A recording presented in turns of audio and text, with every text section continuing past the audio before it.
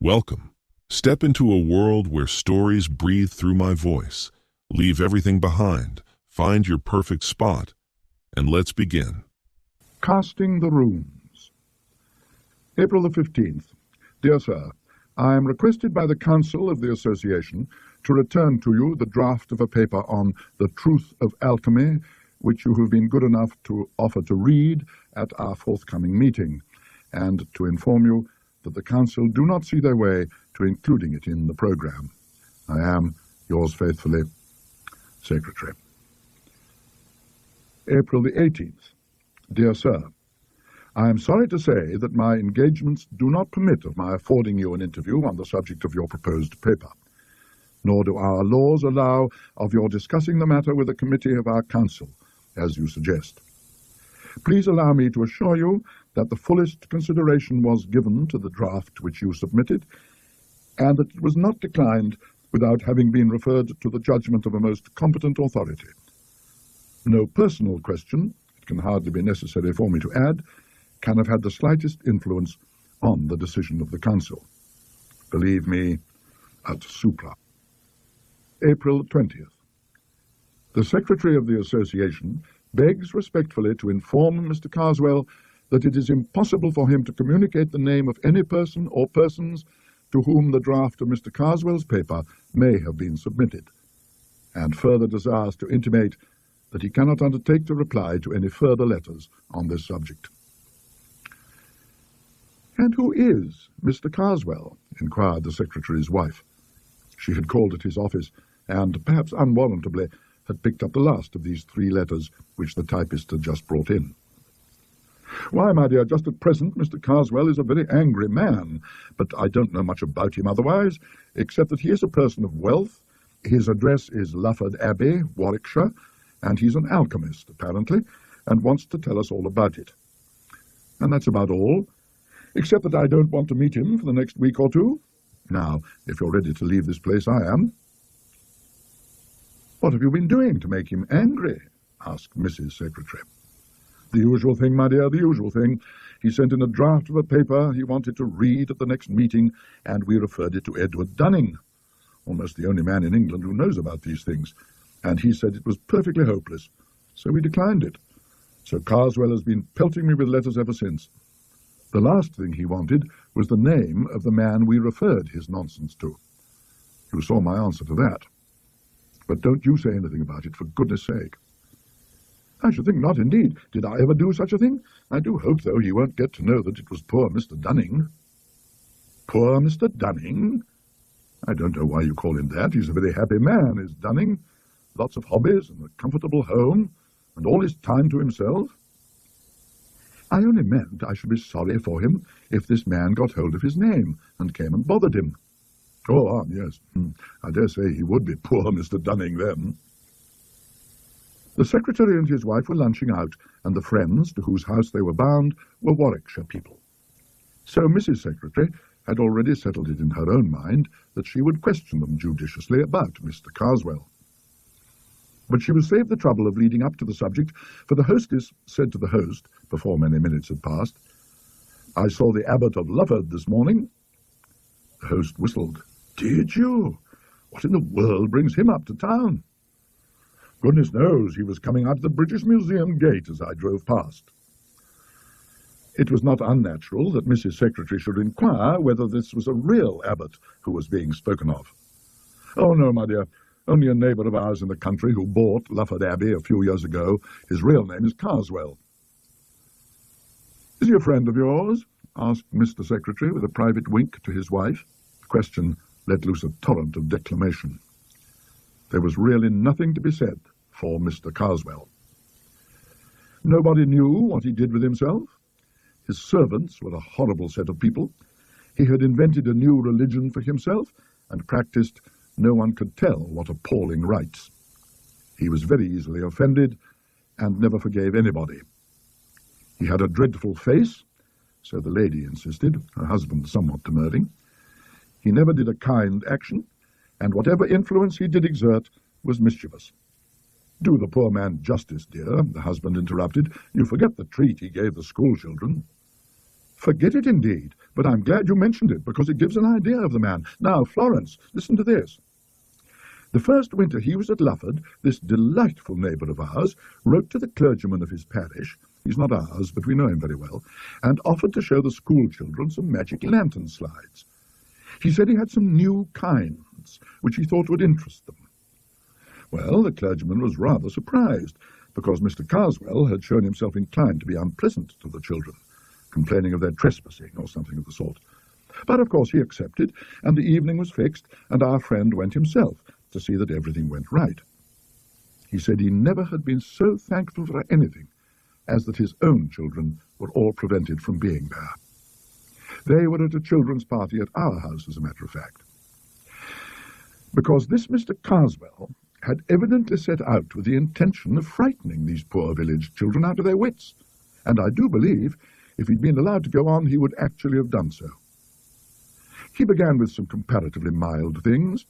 Red Riding Hood was one, and even then Mr. Farrar said the wolf was so dreadful that several of the smaller children had to be taken out. And he said Mr. Karswell began the story by producing a noise, like a wolf, howling in the distance, which was the most gruesome thing he had ever heard. All the slides he showed, Mr. Farrar said, were most clever. They were absolutely realistic, and where he'd got them or how he worked them, he could not imagine. Well, the show went on, and the stories kept on becoming a little more terrifying each time, and the children were mesmerized into complete silence. At last, he produced a series which represented a little boy passing through his own park, Lufford, I mean, in the evening. Every child in the room could recognize the place from the pictures. And this poor boy was followed, and at last pursued and overtaken, and either torn in pieces or somehow made away with by a horrible hopping creature in white, which you saw first dodging about among the trees, and gradually it appeared more and more plainly. Mr. Farrar said it gave him one of the worst nightmares he'd ever remembered, and what it must have meant to the children doesn't bear thinking of. Of course, this was too much, and he spoke very sharply indeed to Mr. Karswell and said it couldn't go on. All he said was, "Oh, you think it's time to bring our little show to an end and send them home to their beds? Very well." And then, if you please, he switched on another slide, which showed a great mass of snakes, centipedes, and disgusting creatures with wings, and somehow or other he made it seem as if they were climbing out of the picture and getting in amongst the audience, and this was accompanied by a sort of dry rustling noise, which sent the children nearly mad, and of course they stampeded. A good many of them were rather hurt in getting out of the room, and I don't suppose one of them closed an eye that night. There was the most dreadful trouble in the village afterwards. Of course the mothers threw a good part of the blame on poor Mr. Farrar, and if they could have got past the gates, I believe the fathers would have broken every window in the abbey. Well now, that's Mr. Karswell. That's the Abbot of Lufford, my dear. And you can imagine how we covet his society. Yes, I think he has all the possibilities of a distinguished criminal, has Karswell, said the host. I should be sorry for anyone who got into his bad books. Is he the man, or am I mixing him up with someone else? Asked the secretary, who for some minutes had been wearing the frown of the man who was trying to recollect something. Is he the man who brought out a history of witchcraft some time back, 10 years or more? That's the man. Do you remember the reviews of it? Certainly I do, and what's equally to the point, I knew the author of the most incisive of the lot. So did you. You must remember John Harrington. He was at John's in our time. Oh, very well indeed, though I don't think I saw or heard anything of him between the time I went down and the day I read the account of the inquest on him. Inquest? Said one of the ladies. What has happened to him? Why, what happened was that he fell out of a tree and broke his neck. But the puzzle was, what could have induced him to get up there? It was a mysterious business, I must say. Here was this man, not an athletic fellow, was he, and with no eccentric twist about him that was ever noticed, walking home along a country road late in the evening, no tramps about, well known and liked in the place, and he suddenly begins to run like mad, loses his hat and stick, and finally shins up a tree, quite a difficult tree, growing in the hedgerow. A dead branch gives way, and he comes down with it and breaks his neck. And there he's found next morning with the most dreadful face of fear on him that could be imagined. It was pretty evident, of course, that he'd been chased by something, and people talked of savage dogs and beasts escaped out of menageries. But there was nothing to be made of that. That was in '89, and I believe his brother Henry, whom I remember as well at Cambridge, but you probably don't, has been trying to get on the track of an explanation ever since. He, of course, insists there was malice in it, but I don't know. It's difficult to see how it could have come in. After a time, the talk reverted to the history of witchcraft. "Did you ever look into it?" asked the host. "Yes, I did," said the secretary. "I went so far as to read it." "Was it as bad as it was made out to be?" "Oh, in point of style and form, quite hopeless. It deserved all the pulverizing it got. But besides that, it was an evil book. The man believed every word of what he was saying, and I'm very much mistaken if he hadn't tried the greater part of his receipts." "Well, I only remember Harrington's review of it, and I must say, if I'd been the author, it would have quenched my literary ambition for good. I should never have held up my head again." "It hasn't had that effect in the present case, but come, it's 3:30, I must be off." On the way home, the secretary's wife said, "I do hope that horrible man won't find out that Mr. Dunning had anything to do with the rejection of his paper." "I don't think there's much chance of that," said the secretary. "Dunning won't mention it himself, for these matters are confidential, and none of us will for the same reason. Karswell won't know his name, for Dunning hasn't published anything on the same subject yet. The only danger is that Karswell might find out if he was to ask the British Museum people who was in the habit of consulting alchemical manuscripts. I can't very well tell them not to mention Dunning, can I? It would set them talking at once. Let's hope it won't occur to him." However, Mr. Karswell was an astute man. This much is in the way of prologue. On an evening rather later in the same week, Mr. Edward Dunning was returning from the British Museum, where he had been engaged in research, to the comfortable house in a suburb where he lived alone, tended by two excellent women who had been long with him. There is nothing to be added by way of description of him to what we have heard already. Let us follow him as he takes his sober course homewards. A train took him to within a mile or two of his house, and an electric tram a stage farther. The line ended at a point some 300 yards from his front door. He had had enough of reading when he got into the car, and indeed the light was not such as to allow him to do more than study the advertisements on the panes of glass that faced him as he sat. As was not unnatural, the advertisements in this particular line of cars were object of his frequent contemplation, and, with the possible exception of the brilliant and convincing dialogue between Mr. Lamplow and an eminent K.C. on the subject of pyretic saline, none of them afforded much scope to his imagination. I am wrong. There was one at the corner of the car farthest from him which did not seem familiar. It was in blue letters on a yellow ground, and all that he could read of it was a name, John Harrington, and something like a date. It could be of no interest to him to know more. But for all that, as the car emptied, he was just curious enough to move along the seat until he could read it well. He felt, to a slight extent, repaid for his trouble. The advertisement was not of the usual type. It ran thus: "In memory of John Harrington, F.S.A., of the Laurels, Ashbrook, died September the 18th, 1889. 3 months were allowed." The car stopped. Mr. Dunning, still contemplating the blue letters on the yellow ground, had to be stimulated to rise by a word from the conductor. "I beg your pardon," he said. "I was looking at that advertisement. It's a very odd one, isn't it?" The conductor read it slowly. "Well, my word," he said. "I never seen that one before. Well, that is a cure, ain't it? Someone been up to their jokes here, I should think." He got out a duster and applied it, not without saliva, to the pane, and then to the outside. "No," he said, returning, "that ain't no transfer. Seems to me as if it was regular in the glass. What I mean, in the substance, as you may say. Don't you think so, sir?" Mr. Dunning examined it and rubbed it with his glove and agreed. "Who looks after these advertisements and gives leave for them to be put up? I wish you'd inquire. I'll just take a note of the words." At this moment there came a call from the driver. "Look alive, George. Time's up." All right, all right. There's something else what's up at this end. You come and look at this here glass." "What's gone with the glass?" said the driver, approaching. "Well, and who's Harrington? What's it all about?" "I was just asking who was responsible for putting the advertisements up in your cars and saying it would be as well to make some inquiry about this one." "Well, sir, that's all done at the company's office, that work is. It's our Mr. Timms, I believe, looks into that. When we put up tonight, I'll leave word, and perhaps I'll be able to tell you tomorrow if you happen to be coming this way." This was all that passed that evening. Mr. Dunning did just go to the trouble of looking up Ashbrook, and found that it was in Warwickshire.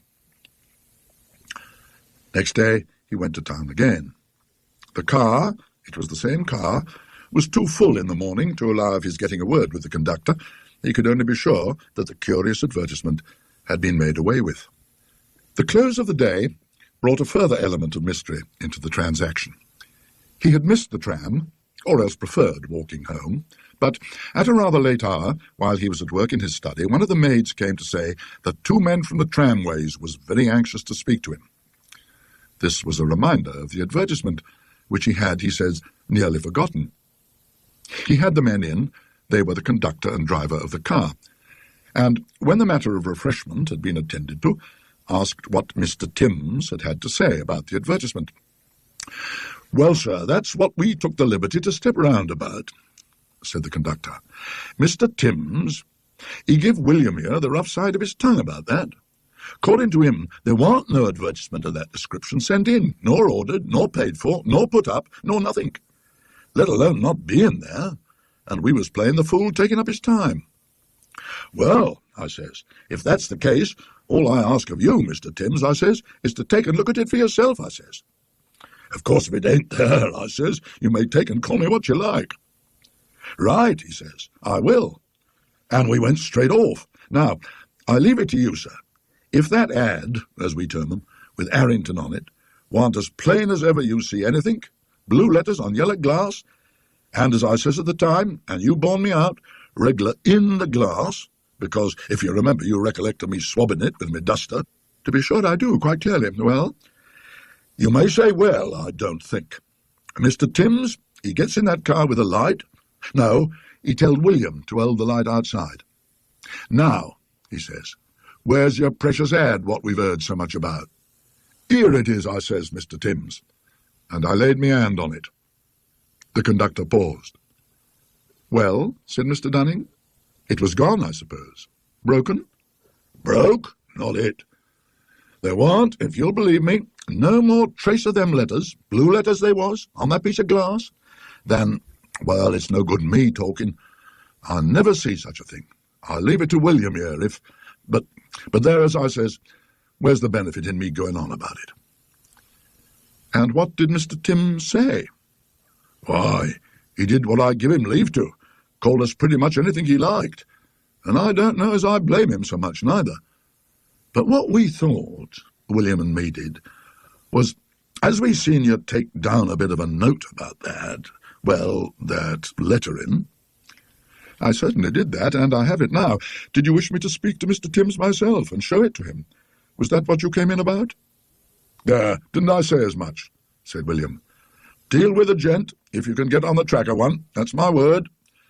Now, perhaps, George, you'll allow as I ain't took you very far wrong tonight." "Very well, William, very well. No need for you to go on as if you'd had to frogs march me here. I come quiet, didn't I? All the same for that. We hadn't ought to take up your time this way, sir. But if it so happened you could find time to step round to the company's office in the morning and tell Mr. Timms what you seen for yourself, we should lay under a very high obligation to you for the trouble. You see, it ain't being called, well, one thing and another, as we mind, but if they got it into their head at the office, as we seen things as warn't there, why, one thing leads to another, and where we should be 12 months hence, well, you can understand what I mean." Amid further elucidations of the proposition, George, conducted by William, left the room.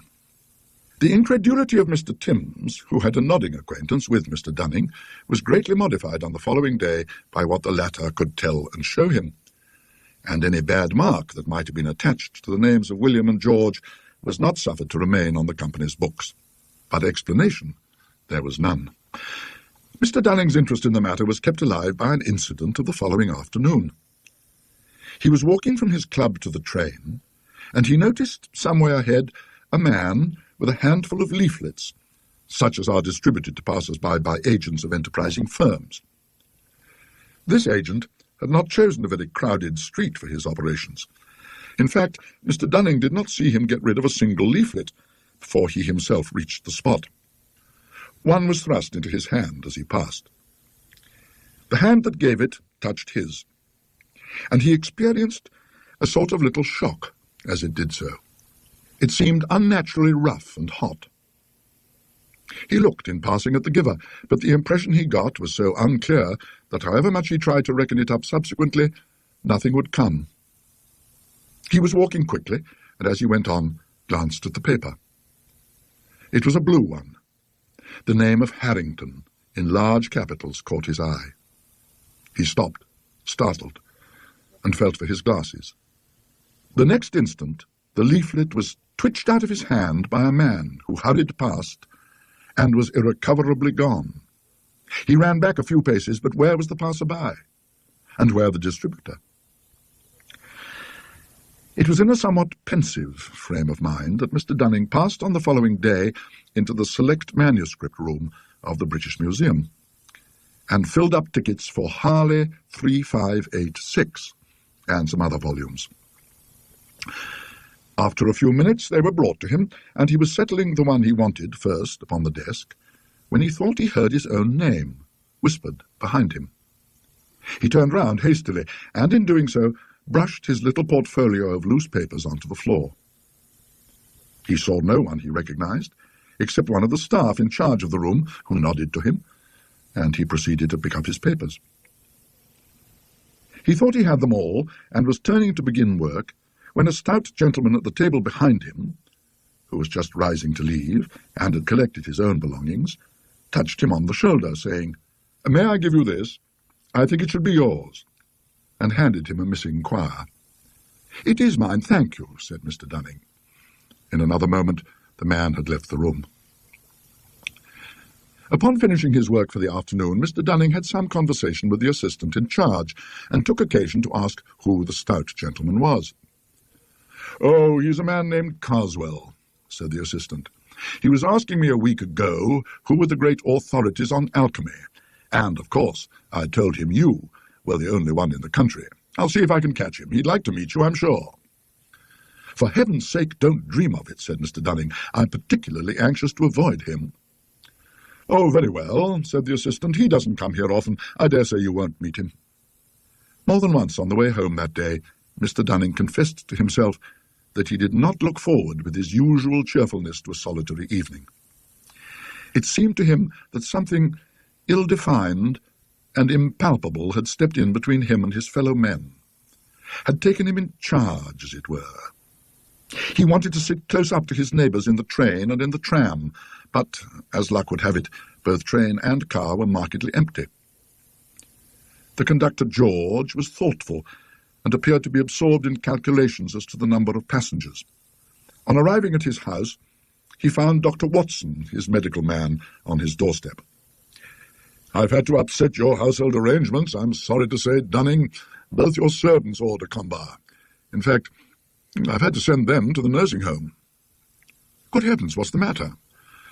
"It's something like ptomaine poisoning, I should think. You've not suffered yourself, I can see, or you wouldn't be walking about. I think they'll pull through all right." "Dear, dear. Have you any idea what brought it on?" "Well, they tell me they bought some shellfish from a hawker at their dinner time. It's odd. I've made inquiries, but I can't find that any hawker has been to other houses in the street. I couldn't send word to you. They won't be back for a bit yet. You come and dine with me tonight, anyhow, and we can make arrangements for going on. 8 o'clock? Don't be too anxious." The solitary evening was thus obviated, at the expense of some distress and inconvenience, it is true. Mr. Dunning spent the time pleasantly enough with the doctor, a rather recent settler, and returned to his lonely home at about 11:30. The night he passed is not one on which he looks back with any satisfaction. He was in bed, and the light was out. He was wondering if the charwoman would come early enough to get him hot water next morning, when he heard the unmistakable sound of his study door opening. No step followed it on the passage floor, but the sound must mean mischief, for he knew that he had shut the door that evening after putting his papers away in his desk. It was rather shame than courage that induced him to slip out into the passage and lean over the banister in his nightgown, listening. No light was visible. No further sound came. Only a gust of warm or even hot air played for an instant round his shins. He went back and decided to lock himself into his room. There was more unpleasantness, however. Either an economical suburban company had decided that their light would not be required in the small hours and had stopped working, or else something was wrong with the meter. The effect was, in any case, that the electric light was off. The obvious course was to find a match, and also to consult his watch. He might as well know how many hours of discomfort awaited him. So he put his hand into the well-known nook under the pillow, only it did not get so far. What he touched was, according to his account, a mouth with teeth and with hair about it, and, he declares, not the mouth of a human being. I do not think it is any use to guess what he said or did, but he was in a spare room with the door locked and his ear to it before he was clearly conscious again. And there he spent the rest of a most miserable night, looking every moment for some fumbling at the door. But nothing came. The venturing back to his own room in the morning was attended with many listenings and quiverings. The door stood open, fortunately, and the blinds were up. The servants had been out of the house before the hour of drawing them down. There was, to be short, no trace of an inhabitant. The watch, too, was in its usual place. Nothing was disturbed. Only the wardrobe door had swung open, in accordance with its confirmed habit. A ring at the back door now announced the charwoman, who had been ordered the night before, and nerved Mr. Dunning, after letting her in, to continue his search in other parts of the house. It was equally fruitless. The day thus begun went on dismally enough. He dared not go to the museum. In spite of what the assistant had said, Karswell might turn up there, and Dunning felt he could not cope with a probably hostile stranger. His own house was odious. He hated sponging on the doctor. He spent some little time in a call at the nursing home, where he was slightly cheered by a good report of his housekeeper and maid. Towards lunchtime he betook himself to his club, again experiencing a gleam of satisfaction at seeing the secretary of the association. At luncheon, Dunning told his friend the more material of his woes, but could not bring himself to speak of those that weighed most heavily on his spirits. "My poor dear man," said the secretary, "what an upset! Look here, we are alone at home, absolutely. You must put up with us. Yes, no excuse. Send your things in this afternoon." Dunning was unable to stand out. He was, in truth, becoming acutely anxious as the hours went on as to what that night might have waiting for him. He was almost happy as he hurried home to pack up. His friends, when they had time to take stock of him, were rather shocked at his lorn appearance, and did their best to keep him up to the mark. Not altogether without success. But when the two men were smoking alone later, Dunning became dull again. Suddenly he said, "Gayton, I believe that alchemist man knows it was I who got his paper rejected." Gayton whistled. "What makes you think that?" he said. Dunning told of his conversation with the museum assistant, and Gayton could only agree that the guess seemed likely to be correct. "Not that I care much," Dunning went on, "only it might be a nuisance if we were to meet. He's a bad-tempered party, I imagine." Conversation dropped again. Gayton became more and more strongly impressed with the desolateness that came over Dunning's face and bearing, and finally, though with a considerable effort, he asked him, point-blank, whether something serious was not bothering him. Dunning gave an exclamation of relief. "I was perishing to get it off my mind," he said. "Do you know anything about a man named John Harrington?" Gayton was thoroughly startled, and at the moment could only ask why. Then the complete story of Dunning's experiences came out. What had happened in the tram-car, in his own house, and in the street, the troubling of spirit that had crept over him and still held him. And he ended with the question he had begun with. Gayton was at a loss how to answer him. To tell the story of Harrington's end would perhaps be right, only Dunning was in a nervous state. The story was a grim one, and he could not help asking himself whether there were not a connecting link between these two cases, in the person of Karswell. It was a difficult concession for a scientific man, but it could be eased by the phrase hypnotic suggestion. In the end, he decided that his answer tonight should be guarded. He would talk the situation over with his wife. So he said that he had known Harrington at Cambridge and believed he'd died suddenly in 1889, adding a few details about the man and his published work. He did talk over the matter with Mrs. Gayton, and as he had anticipated, she leapt at once to the conclusion which had been hovering before him. It was she who reminded him of the surviving brother, Henry Harrington, and she also who suggested that he might be got hold of by means of their hosts of the day before. "He might be a hopeless crank," objected Gayton. "That could be ascertained from the Bennets, who knew him," Mrs. Gayton retorted, and she undertook to see the Bennets the very next day. It is not necessary to tell in further details the steps by which Henry Harrington and Dunning were brought together. The next scene that does require to be narrated is a conversation that took place between the two. Dunning had told Harrington of the strange ways in which the dead man's name had been brought before him, and had said something besides of his own subsequent experiences. Then he had asked if Harrington was disposed, in return, to recall any of the circumstances connected with his brother's death. Harrington's surprise at what he heard can be imagined, but his reply was readily given. John, he said, was in a very odd state, undeniably from time to time, during some weeks before, though not immediately before the catastrophe. There were several things. The principal notion he had was that he thought he was being followed. No doubt he was an impressionable man, but he never had had such fancies as this before. I cannot get it out of my mind that there was ill will at work. And what you tell me about yourself reminds me very much of my brother. Can you think of any possible connecting link? There is just one that has been taking shape, vaguely in my mind. I've been told that your brother reviewed a book very severely, not long before he died, and just lately I've happened to cross the path of the man who wrote that book in a way he would resent. Don't tell me the man was called Karswell. Why not? That is exactly his name. Henry Harrington leant back. That is final to my mind. Now I must explain further. From something he said, I feel sure that my brother John was beginning to believe, very much against his will, that Karswell was at the bottom of his trouble. I want to tell you what seems to me to have a bearing on the situation. My brother was a great musician and used to run up to concerts in town. He came back 3 months before he died from one of these and gave me his program to look at. An analytical program. He always kept them.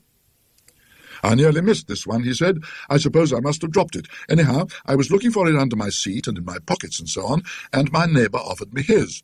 Said, might he give it me? He had no further use for it. And he went away just afterwards. I don't know who he was. A stout, clean-shaven man. I should have been sorry to miss it. Of course, I could have bought another, but this cost me nothing. At another time, he told me that he had been very uncomfortable, both on the way to his hotel and during the night. I piece things together now in thinking it over. Then, not very long after, he was going over these programs, putting them in order to have them bound up, and in this particular one, which, by the way, I had hardly glanced at, he found, quite near the beginning, a strip of paper with some very odd writing on it in red and black, most carefully done. It looked to me more like runic letters than anything else. "Why," he said, "this must belong to my fat neighbour. It looks as if it might be worth returning to him. It may be a copy of something. Evidently someone has taken trouble over it. How can I find his address?" We talked it over for a little and agreed that it wasn't worth advertising about, and that my brother had better look out for the man at the next concert, to which he was going very soon. The paper was lying on the book, and we were both by the fire. It was a cold, windy summer evening. I suppose the door blew open, though I didn't notice it. At any rate, a gust, a warm gust it was, came quite suddenly between us, took the paper, and blew it straight into the fire. It was light, thin paper, and flared and went up the chimney in a single ash. "Well," I said, "you can't give it back now." He said nothing for a minute. Then, rather crossly, "No, I can't, but why you should keep on saying so, I don't know." I remarked that I didn't say it more than once. "Not more than 4 times, you mean?" was all he said. I remember all that very clearly, without any good reason. And now to come to the point. I don't know if you looked at that book of Karswell's, which my unfortunate brother reviewed. It's not likely that you should, but I did, both before his death and after it. The first time we made game of it together. It was written in no style at all, split infinitives and every sort of thing that makes an Oxford gorge rise. Then there was nothing that the man didn't swallow, mixing up classical myths and stories out of the golden legend with reports of savage customs of today, all very proper, no doubt, if you know how to use them, but he didn't. He seemed to put the golden legend and the golden bough exactly on a par, and to believe both. A pitiable exhibition, in short. Well, after the misfortune, I looked over the book again. It was no better than before, but the impression which it left this time on my mind was different. I suspected, as I told you, that Karswell had borne ill will to my brother, even that he was in some way responsible for what had happened. And now his book seemed to me to be a very sinister performance indeed. One chapter in particular struck me, in which he spoke of casting the runes on people, either for the purpose of gaining their affection or of getting them out of the way, perhaps more especially the latter. He spoke of all this in a way that really seemed to me to imply actual knowledge. I've not time to go into details, but the upshot is that I am pretty sure, from information received, that the civil man at the concert was Karswell. I suspect, I more than suspect, that the paper was of importance, and I do believe that if my brother had been able to give it back, he might have been alive now. Therefore, it occurs to me to ask you whether you have anything to put beside what I have told you. By way of answer, Dunning had the episode in the manuscript room at the British Museum to relate. Then he did actually hand you some papers. Have you examined them? No? Because we must, if you'll allow it, look at them at once, and very carefully. They went to the still empty house, empty for the 2 servants were not yet able to return to work. Dunning's portfolio of papers was gathering dust on the writing table. In it were the quires of small-sized scribbling paper which he used for his transcripts, and from one of these, as he took it up, there slipped and fluttered out into the room with uncanny quickness a strip of thin, light paper. The window was open, but Harrington slammed it to just in time to intercept the paper which he caught. "I thought so," he said. "It might be the identical thing that was given to my brother. You'll have to look out, Dunning. This may mean something quite serious for you." A long consultation took place. The paper was narrowly examined. As Harrington had said, the characters on it were more like runes than anything else, but not decipherable by either man, and both hesitated to copy them for fear, as they confessed, of perpetuating whatever evil purpose they might conceal. So it has remained impossible, if I may anticipate a little, to ascertain what was conveyed in this curious message or commission. Both Dunning and Harrington are firmly convinced that it had the effect of bringing its possessors into very undesirable company. That it must be returned to the source whence it came, they were agreed, and further, that the only safe and certain way was that of personal service. And here, contrivance would be necessary, for Dunning was known by sight to Karswell. He must, for one thing, alter his appearance by shaving his beard. But then might not the blow fall first? Harrington thought they could time it. He knew the date of the concert at which the black spot had been put on his brother. It was June the 18th. The death had followed on September the 18th. Dunning reminded him that 3 months had been mentioned on the inscription on the car window. Perhaps, he added with a cheerless laugh, mine may be a bill at 3 months too. I believe I can fix it by my diary. Yes, April 23rd was the day at the museum. That brings us to July the 23rd. Now, you know, it becomes extremely important to me to know anything you will tell me about the progress of your brother's trouble, if it is possible for you to speak of it. Of course, well, the sense of being watched whenever he was alone was the most distressing thing to him. After a time I took to sleeping in his room, and he was the better for that. Still, he talked a great deal in his sleep. What about? Is it wise to dwell on that? At least before things are straightened out? I think not. But I can tell you this. 2 things came for him by post during those weeks, both with a London postmark and addressed in a commercial hand. One was a woodcut of Buick's, roughly torn out of the page. One which shows a moonlit road and a man walking along it, followed by an awful demon creature.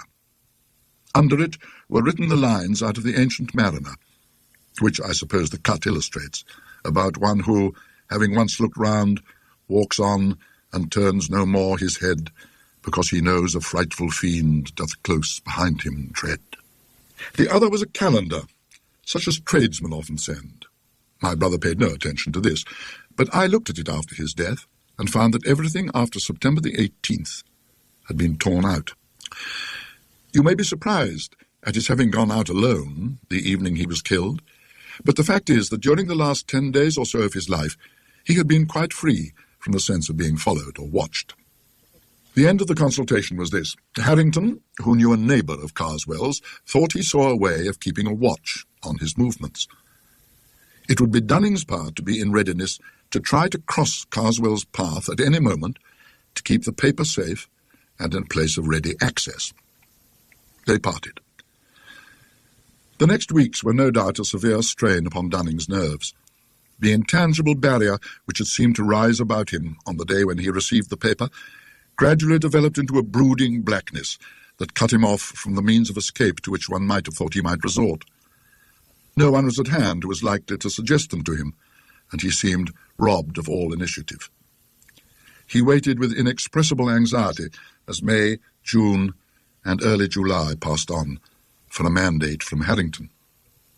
But all this time, Karswell remained immovable at Lufford. At last, in less than a week before the date he had come to look upon as the end of his earthly activities, came a telegram. Leaves Victoria by boat train Thursday night. Do not miss. I come to you tonight. Harrington. He arrived accordingly, and they concocted plans. The train left Victoria at 9, and its last stop before Dover was Croydon West. Harrington would mark down Karswell at Victoria and look out for Dunning at Croydon, calling to him, if need were, by a name agreed upon. Dunning, disguised as far as might be, was to have no label or initials on any hand luggage, and must at all costs have the paper with him. Dunning's suspense as he waited on the Croydon platform I need not attempt to describe. His sense of danger during the last days had only been sharpened by the fact that the cloud about him had perceptibly been lighter. But relief was an ominous symptom, and if Karswell eluded him now, hope was gone, and there were so many chances of that. The rumour of the journey might be itself a device. The 20 minutes in which he paced the platform and persecuted every porter with inquiries as to the boat train were as bitter as any he had spent. Still, the train came, and Harrington was at the window. It was important, of course, that there should be no recognition. So Dunning got in at the farther end of the corridor carriage, and only gradually made his way to the compartment where Harrington and Karswell were. He was pleased, on the whole, to see that the train was far from full. Karswell was on the alert, but gave no sign of recognition. Dunning took the seat not immediately facing him, and attempted vainly at first, then with increasing command of his faculties, to reckon the possibilities of making the desired transfer. Opposite to Karswell and next to Dunning was a heap of Karswell's coats on the seat. It would be of no use to slip the paper into these.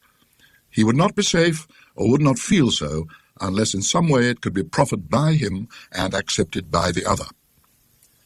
There was a handbag, open, and with papers in it. Could he manage to conceal this, so that perhaps Karswell might leave the carriage without it, and then find and give it to him? This was the plan that suggested itself. If he could only have counselled with Harrington, but that could not be. The minutes went on. More than once Karswell rose and went out into the corridor. The second time, Dunning was on the point of attempting to make the bag fall off the seat, but he caught Harrington's eye and read in it a warning. Karswell from the corridor was watching, probably to see if the two men recognized each other. He returned, but was evidently restless. And when he rose the third time, hope dawned, for something did slip off his seat and fall with hardly a sound to the floor. Karswell went out once more and passed out of range of the corridor window. Dunning picked up what had fallen and saw that the key was in his hands in the form of one of Cook's ticket cases, with tickets in it. These cases have a pocket in the cover, and within very few seconds the paper, of which we have heard, was in the pocket of this one. To make the operation more secure, Harrington stood in the doorway of the compartment and fiddled with the blind. It was done, and done at the right time, for the train was now slowing down towards Dover. In a moment more, Karswell re-entered the compartment. As he did so, Dunning, managing, he knew not how, to suppress the tremble in his voice, handed him the ticket case, saying, "May I give you this, sir? I believe it is yours." After a brief glance at the ticket inside, Karswell uttered the hoped-for response. "Yes, it is. Much obliged to you, sir." And he placed it in his breast pocket. Even in the few moments that remained, moments of tense anxiety, for they knew not to what a premature finding of the paper might lead, both men noticed that the carriage seemed to darken about them and to grow warmer, that Karswell was fidgety and oppressed, that he drew the heap of loose coats near to him and cast it back as if it repelled him, and that he then sat upright and glanced anxiously at both. They, with sickening anxiety, busied themselves in collecting their belongings. But they both thought that Karswell was on the point of speaking when the train stopped at Dover town. It was natural that in the short space between town and pier they should both go into the corridor. At the pier they got out, but so empty was the train that they were forced to linger on the platform until Karswell should have passed ahead of them with his porter on the way to the boat, and only then was it safe for them to exchange a pressure of the hand and a word of concentrated congratulation. The effect upon Dunning was to make him almost faint. Harrington made him lean up against the wall, while he himself went forward a few yards within sight of the gangway to the boat at which Karswell had now arrived. The man at the head of it examined his ticket, and, laden with coats, he passed down into the boat. Suddenly the official called after him, "You, sir, beg pardon, did the other gentleman show his ticket?" "What the devil do you mean by the other gentleman?" Karswell's snarling voice called back from the deck. The man bent over and looked at him. "The devil? Well, I don't know, I'm sure," Harrington heard him say to himself, and then aloud, "My mistake, sir. Must have been your rugs. Ask your pardon." And then, to a subordinate near him, "Had he got a dog with him, or what? Funny thing, I could have swore he wasn't alone. Well, whatever it was, I'll have to see to it aboard. She's off now. Another week, and we shall be getting the holiday customers." In 5 minutes more there was nothing but the lessening lights of the boat, the long line of the Dover lamps, the night breeze, and the moon. Long and long the two sat in their room at the Lord Warden. In spite of the removal of their greatest anxiety, they were oppressed with a doubt, not of the lightest.